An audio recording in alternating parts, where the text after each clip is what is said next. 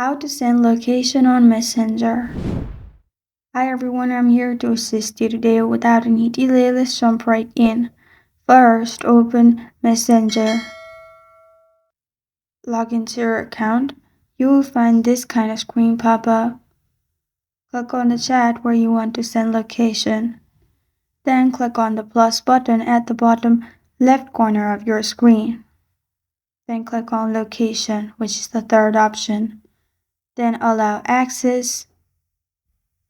Then simply click on turn in and turn on your location. After that, press on continue and your location will be sent on that chat in this way. To stop, you can simply click on view location and stop it. And this is how to send location on Messenger.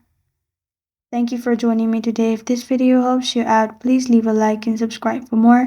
Got a question or want to suggest a topic? Comment below. Thank you for watching.